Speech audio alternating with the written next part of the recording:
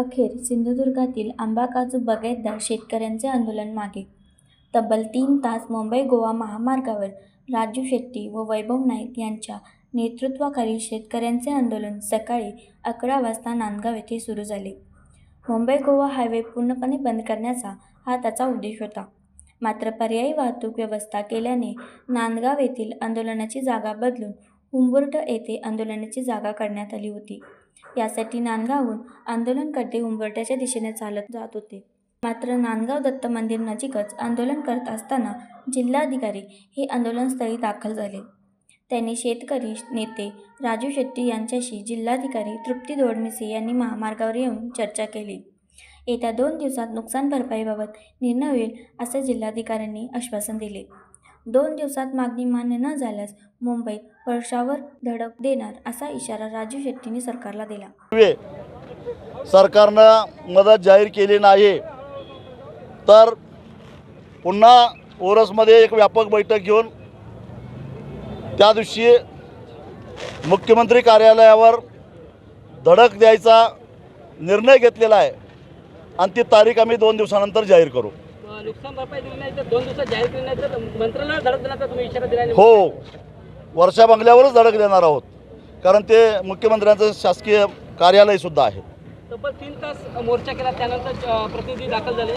कसं बघता, सरकारने दुर्लक्ष केल्याचं वाटतं का तुम्हाला? सरकारनं सुरुवातीला दुर्लक्ष केला, पण शेतकऱ्याचं उग्र स्वरूप बघितल्यानंतर सरकारला झुकावं लागलं आणि स्वतः जिल्हाधिकाऱ्यामार्फत सरकारनं आमच्याकडं हा प्रस्ताव दिला.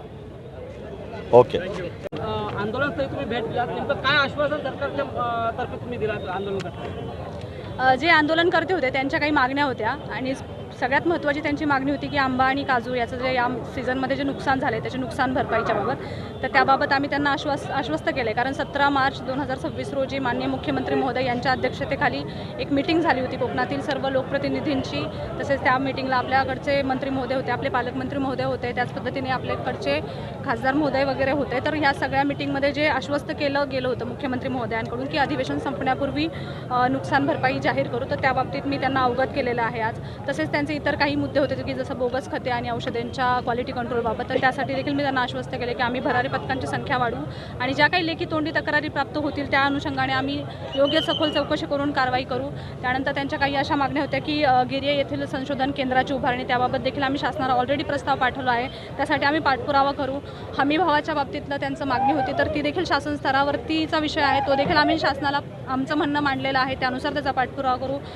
काही विषय त्यांनी नवीन आमच्यासमोर आणलेले आहेत, जसं की सावकारीचा विषय होता, तर त्या बाबतीत आमचं सहकार विभाग म्हणजे जिल्ह्याचं सहकार उपनिबंधक असतील किंवा वाशी मार्केटचा विषय असेल, म्हणजे सहकार आणि पणन या दोन्ही विभागांना सोबत घेऊन आम्ही त्या अनुषंगाने देखील कारवाई करू असं आम्ही त्यांना आश्वासन दिलेलं आहे. 2 दिवसाची मुदत त्यांनी दिली आहे, नाहीतर मंत्रालयाला धडक देणार असं त्यांनी म्हटलं आहे किंवा वर्षाबंगल्यावर धडक देणार असं म्हटलं आहे.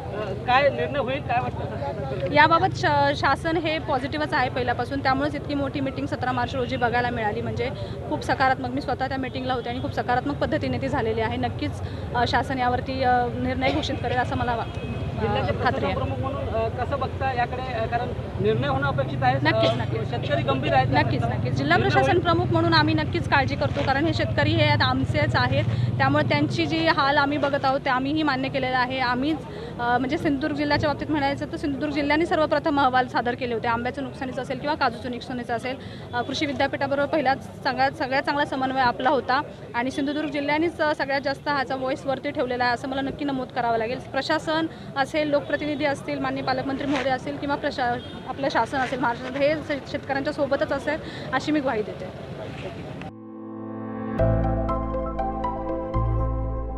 सैन्य आणि पोलीस भरतीमध्ये 35 वर्ष अविश्रांत सेवा देणारी महाराष्ट्रातील एकमेव संस्था म्हणजे आदर्श करिअर अकॅडमी. तब्बल 22,000हून अधिक यशस्वी विद्यार्थी इयत्ता 8वी ते 12वीसाठी विशेष तयारी वर्ग, स्वतंत्र अभ्यासिका, अनुभवी शिक्षक, मुलींसाठी स्वतंत्र राहण्याची सोय. प्रवेशासाठी संपर्क आदर्श करिअर अकॅडमी, बहादूरवाडी, तालुका वाळवा, जिल्हा सांगली.